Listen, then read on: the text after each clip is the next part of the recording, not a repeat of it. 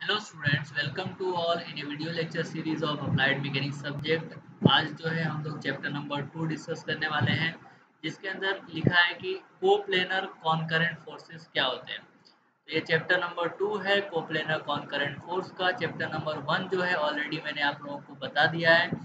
3 video मैंने इससे पहले अप्लाइड मैकेनिक्स सब्जेक्ट के अपलोड करे हुए हैं। यदि आप उसको नहीं देखे हो तो आप उसको जरूर जाके देखिएगा। तो दोस्तों, कोप्लेनर कॉनकरेंट फोर्स क्या होते हैं? ऐसे फोर्स जो सेम प्लेन और सेम पॉइंट पर एक्ट करते हैं उसको हम लोग बोलते हैं coplanar कॉनकरेंट forces. And now chapter number 2 के अंदर हमने जो थर्ड वीडियो के अंदर बात की थी, फोर्स क्या होता है, मास क्या होता है, वेट क्या होता है एंड सिस्टम ऑफ फोर्स, ये 4 टॉपिक हमने थर्ड वीडियो के अंदर कंप्लीट कर लिया है। आज की क्लास के अंदर हम लोग डिस्कस करने वाले हैं principle of superposition of forces, transmissibility of forces, equilibrium forces, resultant forces and equilibrant forces and method of resolution of the forces. Now, तो today's class की first topic जो है आपकी principle of superposition of forces क्या होता है।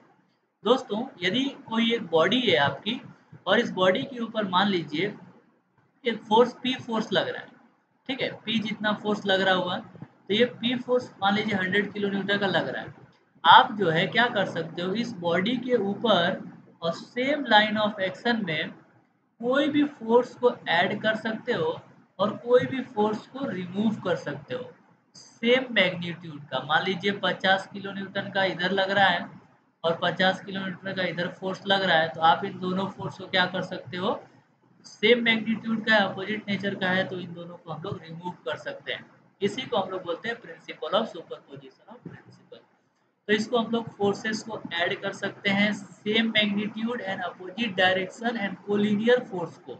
याद रखिएगा, 3 पॉइंट याद रखिएगा, equal force, opposite force and collinear force. ये तीनों फोर्स ऐसे नेचर के होने चाहिए जिनको हम लोग आसानी से क्या कर सकते हैं, इट कैन बी एडेड और रिमूव फ्रॉम द सिस्टम। तो उस बॉडी के ऊपर, उस सिस्टम के अंदर कोई भी दूसरा पोजीशन के ऊपर कोई भी इफेक्ट नहीं पड़ेगा। इसी को हम लोग बोलते हैं system of superposition of forces, principal of superposition of forces. Same simple language में बात करें तो एक बॉडी है, इस बॉडी के ऊपर मान लीजिए इस लाइन ऑफ एक्शन में एक फोर्स P लग रहा है और इधर एक फोर्स P लग रहा है और इधर फोर्स एक R लग रहा है। ओके, तो आप क्या कर सकते हो, इन दोनों P फोर्स को, सेम मैग्नीट्यूड वाला जो फोर्स है, इसको आप लोग इसको रिमूव कर सकते हो, जिससे इस बॉडी के ऊपर कोई भी इफेक्ट जनरेट नहीं होगा। जिसको हम लोग बोलेंगे principal of superposition of forces. Now दूसरा टॉपिक है principle of transmissibility of forces.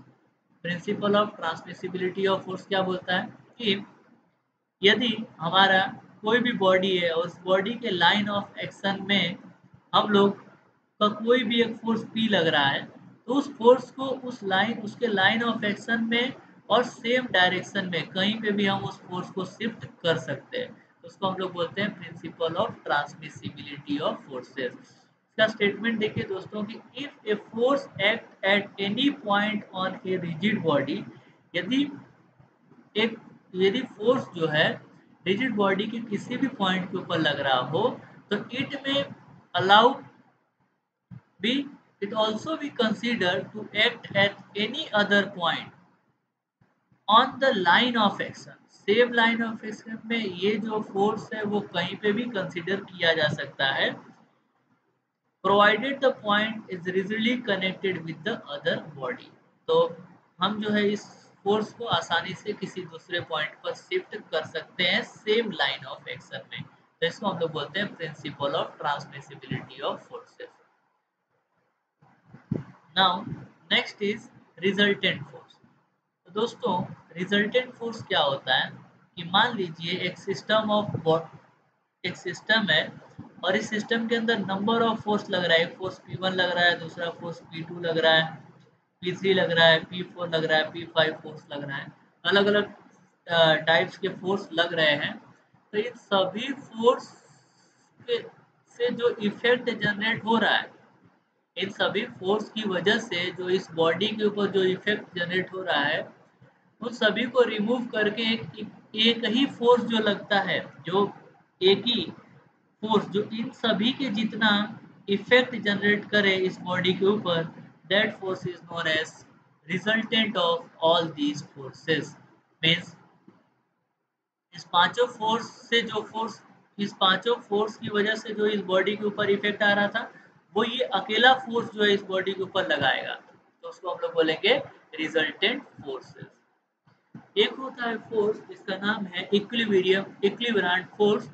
इक्विलिब्रियंट force is a same magnitude of resultant force. Resultant force के मैग्नीट्यूड के जितना ही रहेगा, लेकिन अपोजिट नेचर का रहेगा। Equal and opposite, equal in magnitude but opposite in direction of the resultant force, that is known as the equilibrant forces.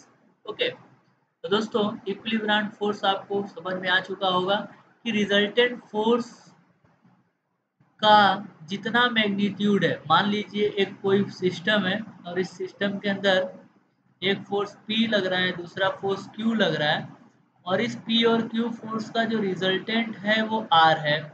Okay, तो R के जितना ही, मतलब हम लोग ले लेते हैं R डैश, तो ये हो गया आपका रिजल्टेंट फोर्स और R डैश हो गया आपका इक्विलिब्रियंट फोर्स।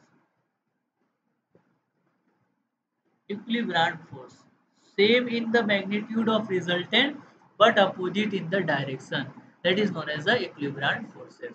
Now some एक होती है दोस्तों रिजिड बॉडी, एक होती है बॉडी जिसका नाम है रिजिड बॉडी। रिजिड बॉडी क्या होता है कि ऐसी बॉडी जिसके ऊपर फोर्स लगाने पर उसकी शेप, साइज और इंटरनल मॉलिक्यूलर में कोई भी इफेक्ट नहीं आता है, उसको हम लोग बोलते हैं रिजिड बॉडी। और दूसरी बॉडी होती है डिफॉर्मेबल बॉडी। यदि हम इस बॉडी के ऊपर जो फोर्स लगाते हैं तो उसकी वजह से इस बॉडी के अंदर शेप और साइज के अंदर कुछ इफेक्ट जनरेट होता है, that is known as a deformable body. तो applied mechanics deals with the rigid body and the strength of material deals with the deformable body. तो उम्मीद करता हूँ दोस्तों आपको प्रिंसिपल ऑफ सुपरपोजिशन समझ में आया होगा, ट्रांसमिसिबिलिटी समझ में आया होगा, उसके बाद इक्विलिब्रियम फोर्स क्या होता है वो समझ में आया होगा, इक्विलिब्रियंट फोर्स समझ में आया होगा, रिजिड बॉडी क्या होती है, और उसके बाद फिर हमने आपके साथ बात किया डिफॉर्मेबल बॉडी की। Now the main important topic, methods of calculation of resultant force, very important topic is this. ये टॉपिक बहुत ही इंपॉर्टेंट है और बहुत बार आपके एग्जाम में आया हुआ है। तो method of resultant force calculation, resultant force calculate करने के लिए कौन कौन से मेथड्स हैं हमारे पास, तो दो मेथड है, एक है एनालिटिकल मेथड, दूसरा है ग्राफिकल मेथड। एनालिटिकल मेथड में पैरेललोग्राम लॉ ऑफ फोर्सेस है और रिजोल्यूशन ऑफ फोर्सेस है। ग्राफिकल मेथड के अंदर ट्रायंगल लॉ ऑफ फोर्सेस है and polygon law of forces है। तो चार मेथड आपको ध्यान रखना है। इन चारों मेथड से चैप्टर 2 में से बहुत सारे क्वेश्चन बनते हैं, तो हर बार इन सभी क्वेश्चंस को जो है एग्जाम में पूछा गया है। पैरेललोग्राम लॉ ऑफ फोर्सेस जो है वो बहुत बार पूछा गया है, तो बहुत इंपॉर्टेंट है। तो आज की क्लास को हम लोग यहीं पे करते हैं समाप्त। थैंक यू वेरी मच दोस्तों। यदि आपको वीडियो अच्छा लगा है तो वीडियो को लाइक कर दीजिए, चैनल को सब्सक्राइब करिए और एज सून एज जितना हो सके उतना शेयर कीजिए। और कोई भी डाउट है तो आप कमेंट बॉक्स में ज़रूर कमेंट कीजिए। Once again thank you very much, keep watching, keep sharing.